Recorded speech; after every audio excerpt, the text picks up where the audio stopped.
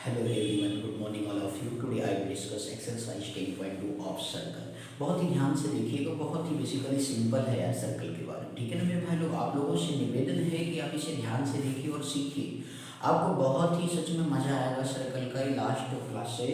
तो सर्कल के बारे में हम आपको 6-7 क्वेश्चन आज डिस्कस करेंगे, तो ध्यान से देखिएगा। प्रीवियस वीडियो को देखना ना भूलें और ज़्यादा से ज़्यादा दोस्तों की लाइक सब्सक्राइब शेयर जरूर करें मेरे भाई लोग। जब तक आप सब्सक्राइब नहीं करेंगे तब तक फिर आपको हमारे हर एक करंट वीडियो कैसे दिखाई पड़ेंगे। तो इसलिए आपको करंट वीडियो देखना, पर डे का रेगुलर बेस पे हम वीडियो अपलोड करते हैं, तो आप उसे ध्यान से देखिए। ठीक है ना, और उसको ध्यान से सीखते जाइए, क्योंकि हमारा टारगेट है कि मैथ में 100% मार्क्स ऑब्टेन करना है। ठीक है ना, तो आप बेसिक को पूरा कंप्लीट कॉन्सेप्ट करिए। इसके बाद भी हम आपको एक्स्ट्रा क्वेश्चन भी सिखाएंगे। ठीक है ना, वो टाइम पे बस आप ध्यान से देखते जाइए, सीखते जाइए और समझते जाइए। बहुत ही मज़ेदार आपको बस चल रहा है एक्सरसाइज, ध्यान से बस देखते जाए। ठीक है ना मेरे भाई लोग, चलिए ध्यान दीजिएगा। क्वेश्चन है, क्वेश्चन नंबर आज हम 7 के बारे में बात करेंगे सर। तो चलिए पहले हम क्वेश्चन नंबर 7 को समझते हैं और फिर क्वेश्चन को करने की कोशिश करते हैं। ठीक है ना मेरे भाई लोग, बस आपको क्या है, परेशान होने की जरूरत नहीं है।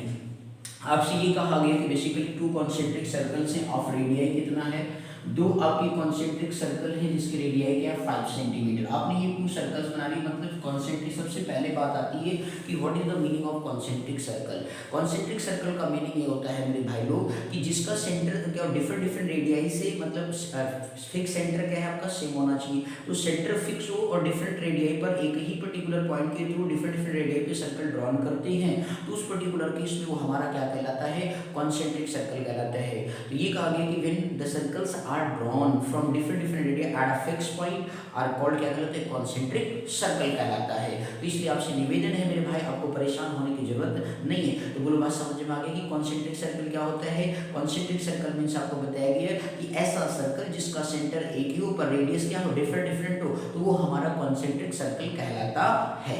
बोलो क्लियर हो गया। तो चलिए बात करते हैं। क्वेश्चन ये था कि 2 कॉन्सेंट्रिक सर्कल्स हैं, ऑफ रेडियस कितना सर जी 5 सेंटीमीटर आपको दे रखा है सर। ठीक है ना, अब इसके बाद इसने कहा एंड जो आपका बेसिकली मींस स्मॉलर सर्कल है उसका रेडियस कितना है 3 सेंटीमीटर आपको गिवन है सर। इन्होंने कहा find the length of the chord of the larger circle which touches the smaller circle. तो आपको बेसिकली यहाँ पे क्या करना है, लेंथ ऑफ टेंजेंट आपको बताना है सर। ठीक है ना, वो स्मॉलर सर्कल का जो कॉर्ड है, मतलब लार्जर सर्कल 5 सेंटीमीटर के रेडियस का जो कॉर्ड है वो स्मॉलर सर्कल का क्या है, टेंजेंट है। बोलो बात समझ में आ गई। तो आपको इस तरीके से क्या बताना है, length of chord find out करना है। तो चलिए बहुत ही सिंपल क्वेश्चन है, ध्यान से देखिएगा मेरे भाई लोग, परेशान होने की जरूरत बिल्कुल नहीं है। ठीक है, तो ये मान लीजिए सपोज ओ है, ये ए बी आपका कॉर्ड हो गया और इसको आपने सी पॉइंट टिक कर लिया सर। बोलो क्लियर है ना मेरे भाई लोग, पिक्चर समझ में आ गया मेरे भाई। ठीक है, तो बहुत ही ध्यान से देखिए, बहुत ही सच में सिंपल सा क्वेश्चन है मेरे भाई। ठीक है, चलिए ध्यान दीजिएगा। तो आपको यहाँ पे फाइंड आउट क्या करना है, length of chord find out करना है। बहुत ही सिंपल है मेरे भाई लोग, बस ध्यान से आप देखते जाइए लेंथ ऑफ कॉर्ड एक्चुअली में है। ठीक है ना, कैसे निकालेंगे, बहुत ही सिंपल है सर। ध्यान से देखिए, आपको बेसिकली 3 सेंटीमीटर आपको पता है, थ्योरम नंबर 1 से कह सकते हैं कि OC इज परपेंडिकुलर क्या है सर, AB है बाय थ्योरम 1 से सर। ठीक है ना मेरे भाई लोग, अब तो ये आपने प्रीवियस वीडियो देखोगे तो ये समझ गए होगे कि यस सर क्यों कह रहे हैं थ्योरम। और थ्योरम 1 हमने सर जी आपको बहुत अच्छे से एक्सप्लेन भी किया है, प्रूफ करके भी दिखाया। तो आप प्रीवियस लेक्चर नंबर इसका जो है 35 है, नाम से सेव है सर। आपको फर्स्ट क्लास मतलब देखिए कॉन्सेप्ट ऑफ सर्कल के नाम से एक्सरसाइज 10.1 वहां लिखा होगा थंबनेल पर, आप उसे ध्यान से देख लीजिए, आपको पूरा बिल्कुल फंडा क्लियर हो जाएगा सर। ठीक है ना, तो हर एक चीज आपको मैंने सिखाया, पूरी थ्योरी भी सिखाई है, तो ध्यान से आप देखते जाए, सीखते जाओ और समझते जाए। ठीक है ना मेरे भाई, चलिए। तो OC परपेंडिकुलर क्या है, बाय थ्योरम 1 से है। तो इस तरीके से आप क्या हो गया, ट्रायंगल OCA। तो इस तरीके से क्या हो गया, ट्रायंगल OCA कैसा हो गया भाई, 90 मतलब कि राइट एंगल ट्रायंगल हो गया। तो ट्रायंगल OCA जो है आपका राइट एंगल सर जी, ध्यान से देखिएगा। तो इस तरीके से ट्रायंगल OCA जो है, OC इस कैसा हो गया, राइट एंगल हो गया सर। राइट एंगल हो गया तो हाइपो मींस आप क्या कर सकते हैं, यूजिंग पाइथागोरस थ्योरम लगा सकते हैं।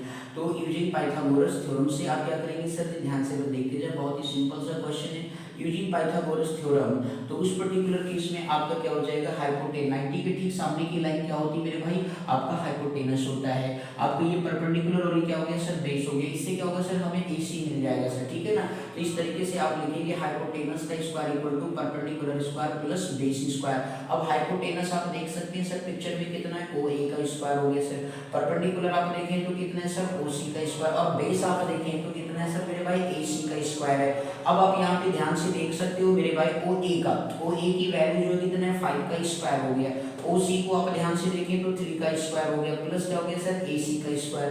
5 5 जो कितना होता है भाई 25, 3 3 जो कितना होता है 9 होता है, और AC स्क्वायर हो गया सर। बोल ध्यान से समझते रहिए भैया।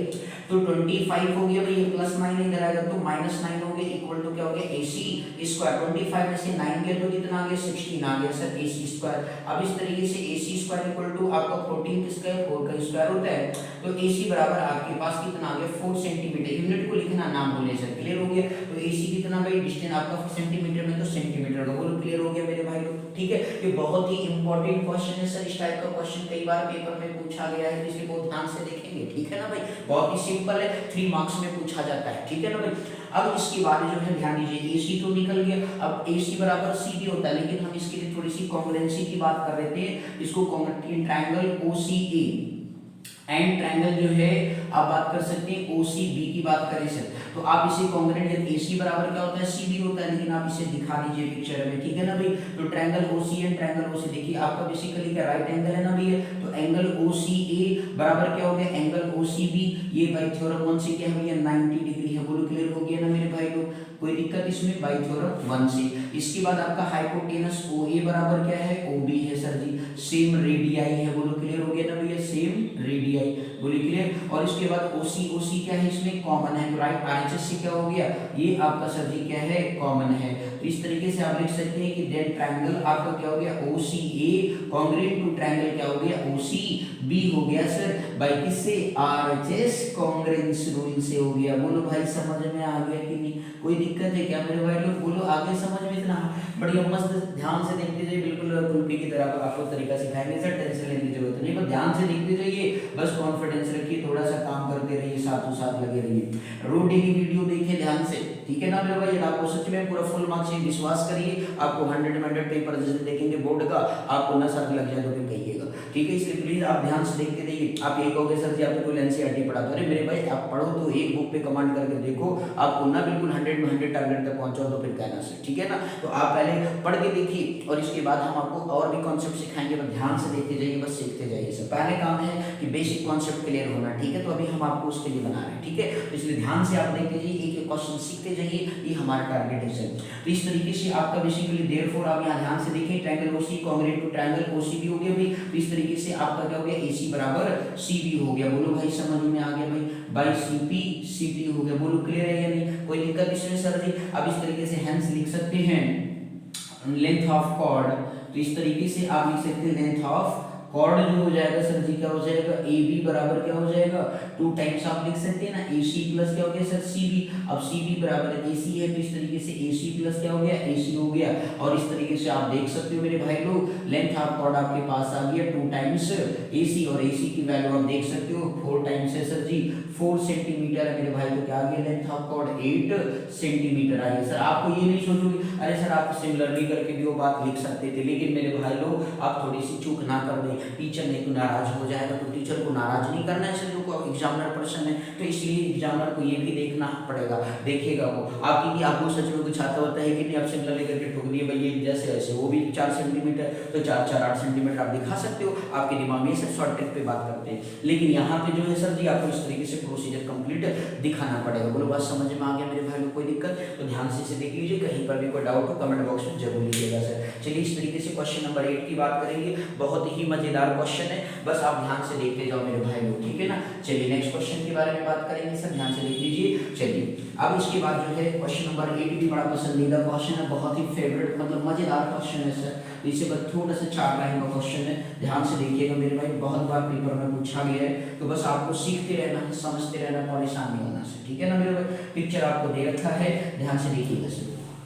अब से क्वेश्चन नंबर 8 में ये कहा गया कि बेसिकली एक क्वाड्रिलेटरल है ABCD, क्या है एक क्वाड्रिलेटरल है ABCD drawn to a circumscribe, circumscribe का मतलब होता है क्वाड्रिलेटरल के इंटीरियर मतलब कि सर्कल की, सर्कम मतलब कि क्वाड्रिलेटरल जो ड्रॉन है वो एक तरीके से क्वाड्रिलेटरल में कितनी साइड है 4 साइड होते हैं, तो वो बेसिकली क्या कर रहे हैं उसके टेंजेंट मतलब कि एक तरीके से सर्कल की जो चारों साइड किस तरह काम कर रहे हैं टेंजेंट की तरह काम कर रहे हैं, उसको बोलते हैं सर्कमस्क्राइब, ठीक है ना। Circumscribe a circle. तो इस तरीके से आपने ये क्या बना लिया सर, सर्कल बना लिया। अब इससे सब सर्कल में ये डायग्राम आपको सर जी दे रखा है, इसलिए आपको परेशान होने की जरूरत नहीं है मेरे भाई लोग। बस आप ध्यान से इसे इसी तरीके से इतना सुंदर सा डायग्राम बना हुआ है, तो आपको परेशान होने की जरूरत नहीं है मेरे भाई लोग। बोलो क्लियर हो गया ना भैया। तो इस तरीके से कुछ आपको डायग्राम दिया है तो आप परेशान नहीं हो जाना सर। हमें क्या है कि आपको बस ध्यान से देखते रहना है, सीखते रहना है, परेशान होने की कहीं पर जरूरत नहीं है सर। तो इस तरीके से आपके पास ए आ गया सर, और ये आपका पी पॉइंट हो गया, और ये आपका एस पॉइंट हो गया सर, और ये आपका आर पॉइंट हो गया, और ये आपका सी हो गया सर, और ये आपका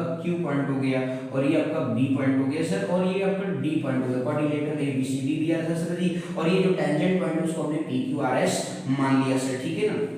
तो इन्होंने कहा कि प्रूव दैट, क्या बोला सर, प्रूव दैट। आपको प्रूव करना है, ध्यान से देखिएगा, बहुत ही सिंपल क्वेश्चन है। लिखा है कि भाई A B plus C B बराबर क्या लिखा है, A B plus B C लिखा हुआ है। तो ये आपको प्रूव दैट करना है। बहुत ही सिंपल कॉन्सेप्ट है, ध्यान दीजिए। ये कहा गया कि एक क्वाड्रिलेटरल है ए बी सी डी है, ठीक है, वो सर्कमस्क्राइब है सर्कल से, मतलब कि जो क्वाड्रिलेटरल की साइड है वो सर्कल के लिए क्या है, टेंजेंट की तरह बिहेव कर रहे हैं। तो इस तरीके से हो गया सर्कमस्क्राइब, तो सर्कल हो गया सर। अब इस तरीके से आपको क्या लिखना है कि then you can prove that A B plus C B बराबर A D plus B C. बोलो बात समझ में आ गई मेरे भाई, ठीक है ना। तो ध्यान दीजिएगा सर। तो चलिए ध्यान से समझिए। पहले पिक्चर में कहानी बताने थी, आपने ये पढ़ा होगा सर जी।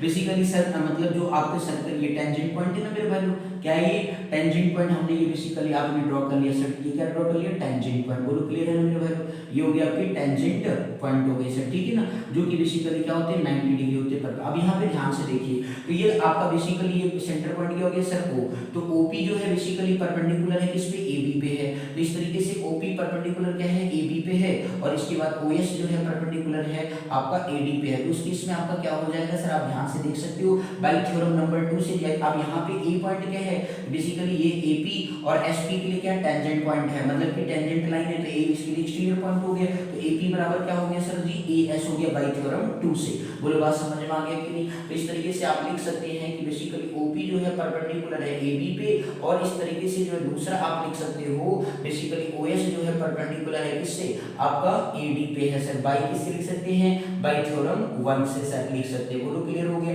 अब इस तरीके से ए जो है सर एक्सटीरियर पॉइंट है, क्या है मेरे भाई, ए एक्सटीरियर पॉइंट है। तो इस तरीके से आप लिख सकते हैं एपी बराबर क्या लिख सकते हैं, एएस लिख सकते हैं बाई थ्योरम नंबर 2 से। बोलो भाई क्लियर हो गया। जब किसी भी सर्कल का एक्सटीरियर पॉइंट होता है तो एक्सटीरियर पॉइंट जब टू टेंजेंट ड्रॉ किए जा सकते हैं, वो आपस में क्या होते हैं, इक्वल होती है। कौन कहता है, थ्योरम नंबर 2 कहता है। प्रीवियस वीडियो में जाके देखें तो आपको उसमें थ्योरम 2 का पूरा कंप्लीट एक्सप्लेनेशन आपको हमने दे रखा है सर, तो इसलिए आप प्लीज उसे देखना ना भूलें, उसे ध्यान से देख लीजिए। कॉन्सेप्ट मजबूत रहेगा तो सर सारे क्वेश्चन आपको समझ में आएंगे। कॉन्सेप्ट ही नहीं क्लियर रहेगा भाई तो आंसर कैसे समझ में आएगा। तो कॉन्सेप्ट जो जरूरी है सर, तो कॉन्सेप्ट अच्छे से सीखिए, ठीक है ना। अब आगे बात करते हैं। तो इस तरीके से एपी बराबर क्या हो गया भाई, एएस हो गया। इसी इक्वेशन नंबर क्या मान लेंगे, 1 मान लेंगे सर। इसी तरीके से सिमिलरली बात करें हम सर आगे, तो इस तरीके से सिमिलरली जब बात करेंगे, ठीक, आप यहाँ पे देखिए पीबी बराबर क्या हो जाएगा सर, बी क्यू हो जाएगा। ध्यान से देखते जाइए, पीबी बराबर क्या हो जाएगा सर जी। तो आप इस तरीके से लिख सकते हैं, एपी आपने लिखा था तो अगर आप पीबी लिखेंगे तो पीबी बराबर क्या हो जाएगा सर जी, ध्यान से देखिए बी क्यू हो जाएगा सर। बोलो क्लियर है ना। इसे आप इक्वेशन नंबर क्या मान लीजिए, सेकंड। ठीक इसी तरीके से डी पॉइंट के लिए आप देखें तो आप यहाँ पे देखेंगे तो इस तरीके से क्या है सर जी, आर डी। क्या लिखेंगे सर जी, आर डी बराबर क्या है, ध्यान से देखिए पिक्चर में आपका डी एस हो गया सर। बोलो क्लियर हो गया कि नहीं। उधर आपका तीसरा ये इक्वेशन नंबर क्या मान लेंगे सर, 3 मान लेंगे। बोलो क्लियर है। अब इस तरीके से नेक्स्ट अगला बात ध्यान दीजिए, ये भी आपका सीबी क्या एक्सटीरियर पॉइंट है, तो सीक्यू और आरसीआर क्या है, मतलब टेंजेंट लाइन है, दोनों क्या होंगे आपस में इक्वल होंगे बाई थ्योरम 2 से। तो इस तरीके से सीक्यू बराबर क्या होगा, आरसी होगा सर। क्या होगा, सीक्यू। तो आपके पास सीक्यू जो है आप इधर टेक कर लीजिए और आरसी को आप इधर टेक कर लीजिए। बोलो बात समझ में आ गई मेरे भाई, क्योंकि आपको ये ध्यान रखना है मेरे भाई। बोलो क्लियर हो गया। तो ये सब किसके थ्रू है, बाई थ्योरम 2 से है सर। बोलो क्लियर हो गया। तो adding equation first second third and fourth क्या लिख देंगे sir ji, adding equation first second third and fourth आप लिख लेंगे सर। बोलो क्लियर है मेरे भाई लोग। अब इस तरीके से आपके पास क्या आ गया, AP plus PB plus RD और प्लस आरसी आ गया सर। इसी तरीके से आप इधर भी लिख लेंगे एएस प्लस बीक्यू प्लस आपका डीएस और प्लस क्या हो गया सर जी, सीक्यू हो गया। बोलो सर क्लियर है या नहीं। बोलिए भाई समझ में adding equation first second third and fourth both side लिख लो भैया, नहीं लो आप लोग नाराज हो जाओगे कि सर कैसे छाप दी, इतनी बड़ी बात, ठीक है ना भाई। अब इसके बाद जरा ध्यान दीजिए, एपी और प्लस आप पीबी को देखिए ये एक साथ हो गया, ठीक। आरडी प्लस आरसी को जरा पिक्चर में देखिए, इनको एक साथ। अब एपी प्लस पीबी पिक्चर में देखिए, टोटल डिस्टेंस क्या है, एपी प्लस पीबी जोड़ा तो क्या मिल गया, एबी मिल गया सर जी। और R D plus R C आपने जोड़ा, R D plus R C आपने जोड़ा तो क्या मिल गया, सी डी मिल गया। बोलो क्लियर है ना मेरे भाई लोग। ए एस, ध्यान दीजिए sir, A S plus D S को एक साथ कर लो sir, A S plus D S को क्या कर लिया, एक साथ कर लिया, और बी क्यू प्लस क्या हो गया सर, सी क्यू हो गया सर। तो इस तरीके से आपके पास क्या बन गया, ए एस मतलब ये ए डी बन गया, और दूसरा आपका क्या बन जाएगा सर जी, ध्यान से देख लो ना भाई, B Q plus C Q क्या हो गया सर जी, बी सी हो गया। तो आपको यही चीज क्या करना था सर, प्रूव दैट करना था। तो बहुत ही सिंपल था थ्योरम नंबर 4, इसमें क्या है 2 का हेंस क्या लिख देंगे, हेंस प्रूफ लिख देंगे सर। बोलो क्लियर हो गया कि नहीं भैया लोग, बोलो समझ में आ गया, हेंस प्रूफ, बोलो क्लियर।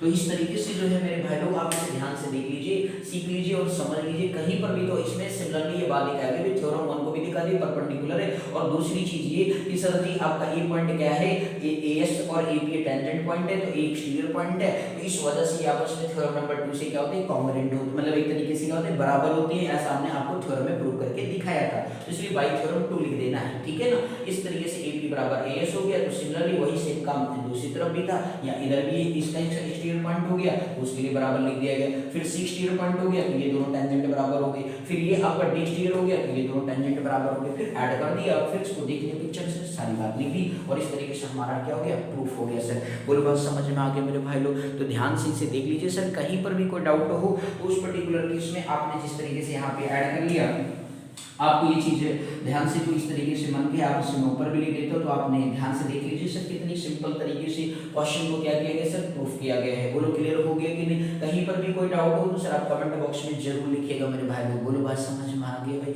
चलिए ठीक है। इस तरीके से नेक्स्ट क्वेश्चन के बारे में बात करेंगे, ध्यान से देखिएगा सर। बहुत ही देख रहे हैं सिंपल तरीके से क्वेश्चन निकल। अगला क्वेश्चन जो करने जा रहे हैं सर वो 100% इंपॉर्टेंट है सर, अब इससे ज्यादा छोड़न तो आपको दे नहीं सकता, तो इसलिए आपसे निवेदन है कि आप इसे ध्यान से बस देखते जाइए और सीखते जाइए, परेशान होने की जरूरत बिल्कुल आपको नहीं है सर, ठीक है ना मेरे भाई लोग। तो चलिए सर ध्यान से देखिएगा, बहुत ही सिंपल कॉन्सेप्ट आपको मैं बताने वाला हूँ अगले क्वेश्चन के लिए। इस तरीके से आपको ध्यान से देखते जाना है और सीखते जाना है, परेशान होने की बिल्कुल जरूरत नहीं है सर, ठीक है। तो मेरे भाई लोग बस ध्यान रखें क्वेश्चन से कि क्वेश्चन नंबर 9 बहुत ही सिंपल है, बस आपको निवेदन है आपसे कि इसे ध्यान से आप देखेंगे, बिल्कुल परेशान नहीं होंगे सर। क्वेश्चन नंबर सर जी 9 की बात करें तो आपसे यहाँ पे ये कहा गया कि इन फिगर, तो फिगर दे रखा है सर, तो इससे अच्छा है कि पहले फिगर को बना लिया जाए सर। ये फिगर हो गया सर जी, और इसके बेसिकली टेंजेंट लाइन है, तो ये एक्स वाई लाइन हो गया सर जी, ये आपका एक्स और वाई पॉइंट हो गया, लेट्स सपोज, चलिए बना लीजिए भाई। इसके बाद दूसरा आपको पिक्चर, दूसरा टेंजेंट आपको पैरेलली दे रखा है, कोई दिक्कत नहीं,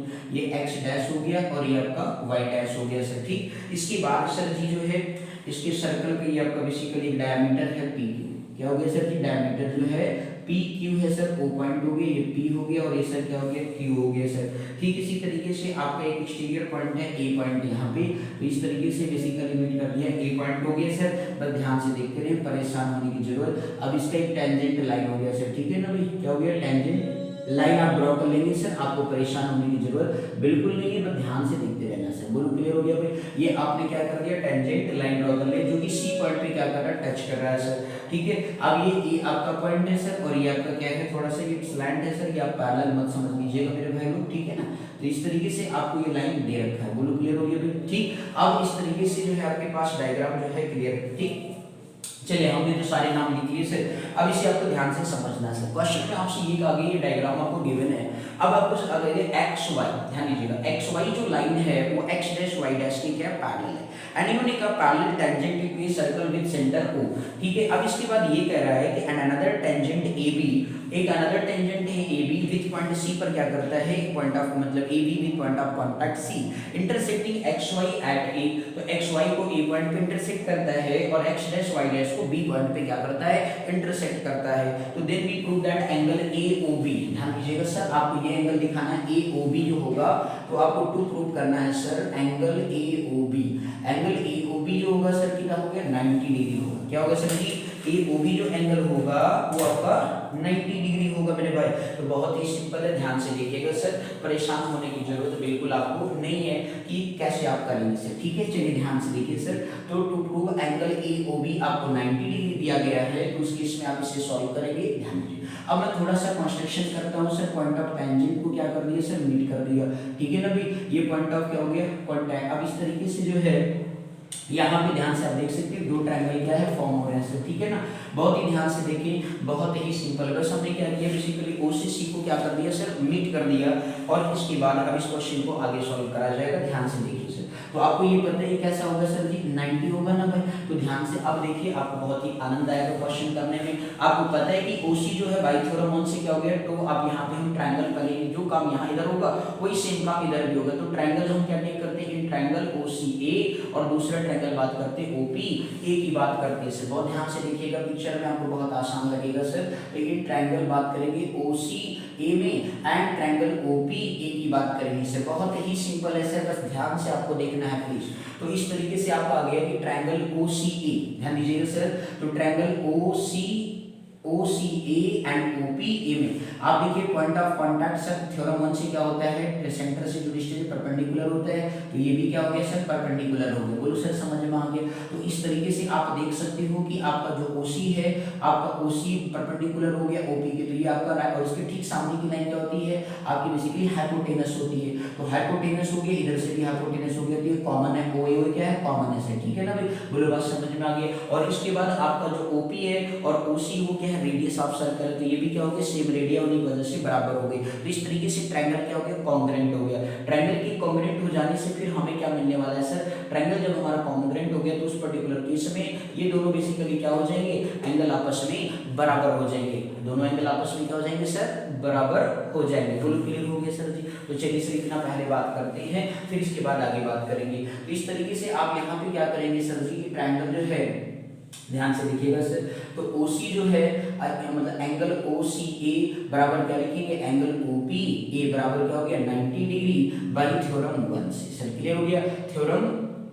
थ्योरम वन से जो है आप लिखेंगे, थ्योरम वन से इस तरीके से आप यहाँ पे लिख सकते हैं कि बेसिकली OC परपेंडिकुलर आपका AB है, एंड आप दिखाना चाहते हो रीजन, तो लिख सकते हो OP परपेंडिकुलर है सर आपका XY पे सर। बोलो क्लियर हो गया कि नहीं सर, ये आप रीजन पे लिख सकते हो अपने समझने के लिए। इसके बाद जो है सर अगला आपको क्या करना है, आपका जो साइड आपका बेसिकली OA दोनों में क्या है, कॉमन है सर। तो OA बराबर क्या हो गया सर जी, OA क्या हो गया, कॉमन हो गया सर, ठीक है ना मेरे भाई लोग, ध्यान से देखते जाइए। फिर इस तरीके से आपका OP, अब OP और OC क्या है, सेम रेडियस है सर। OP बराबर क्या हो गया सर जी, OC हो गया। बोलो क्लियर है ना मेरे भाई लोग, OP बराबर क्या हो गया, OC हो गया सर, सेम रेडियस होने की वजह से। बोलो क्लियर, OP बराबर OC, ठीक। अब OP बराबर OC हो गया, तो इस तरीके से आपको ये क्या लिखेंगे यहाँ पे, सेम रेडियस। बोलो क्लियर हो गया कि नहीं मेरे भाई लोग, ठीक है ना। तो OP बराबर OC हो गया, सेम रेडियस, ठीक। तो देन ट्रायंगल जो है आपको क्या दिखाना, ट्रायंगल इस तरीके से आप लिख सकते हैं, OCA जो है कॉन्ग्रुएंट हो गया ट्रायंगल OPA बाय क्या लिखेंगे, RHS कॉन्ग्रुएंस रूल लिखेंगे। बोलो भैया बात समझ में आ गया कि नहीं। तो RHS कॉन्ग्रुएंस रूल से क्या हो गया, बराबर हो गया। एनी डाउट सर इसमें किसी को।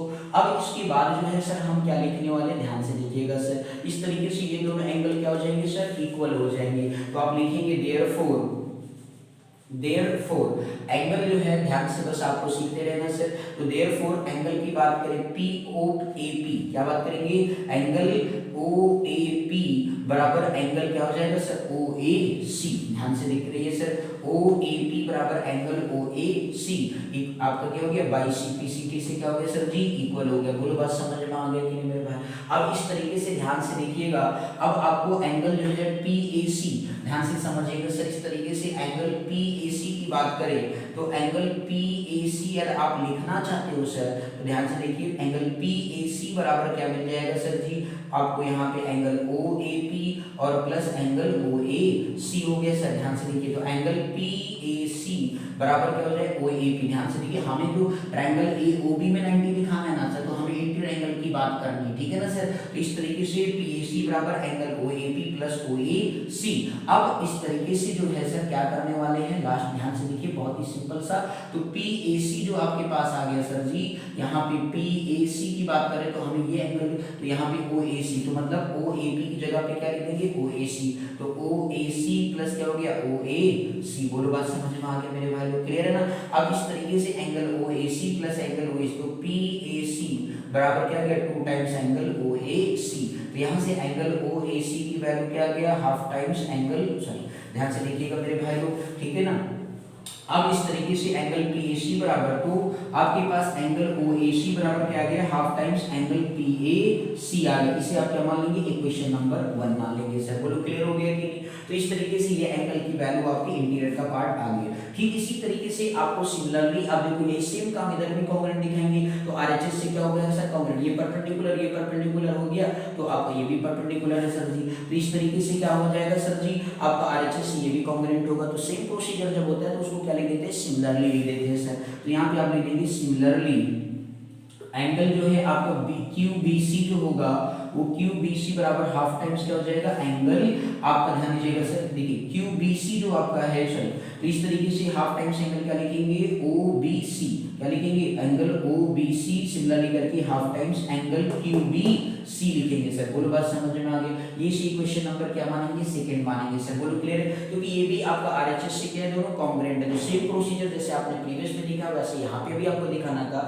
इसलिए आपने ऐसा लिख दिया। ठीक है ना सर। अब इस तरीके से adding equation 1 and 2 both side, adding equation 1 and 2 both side, ठीक है ना मेरे भाई लोग। तो इस तरीके से 1 and 2 को ऐड, ये एम्परसेंट साइन है, इसे ऐड बोलते हैं, ठीक है ना भाई, तो ऐड का सिंबल है, तो ऐड बोथ साइड। तो इस तरीके से आपका क्या हो जाएगा, angle OAC plus angle OBC बराबर हाफ टाइम्स एंगल क्या हो जाएगा sir, PAC plus half times क्या हो जाएगा, एंगल QBC। आपने कभी पढ़ा होगा कि बेसिकली, अब यहाँ पे ध्यान है, PAC और QBC में देखिए ध्यान से मेरे भैया लोग, हाफ टाइम, तो इस तरीके से हाफ टाइम्स क्या हो गया, कॉमन हो गया, तो एंगल PAC प्लस एंगल क्या हो गया, QBC आ गया सर। बोलो क्लियर है। अब आपको पता है कि बेश मेरे भाई यहाँ ध्यान दीजिएगा, QBC आपको XY क्या है, X डैश Y डैश के कैसा है, पैरेलल है, पैरेलल होता है। और AB क्या है सर, इन दोनों बीच के लाइन के लिए, तो मींस इस तरीके से ट्रांसवर्सल लाइन है। और जब ट्रांसवर्सल लाइन है तो आपने पढ़ा होगा कि basically interior angle on the same side of transversal line is equal to 180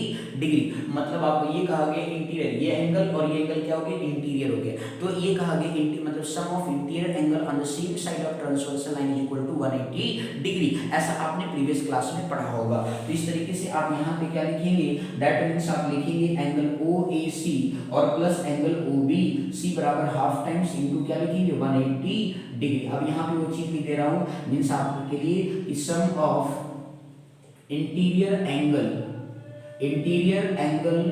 on the same side of transversal line, on the same side of transversal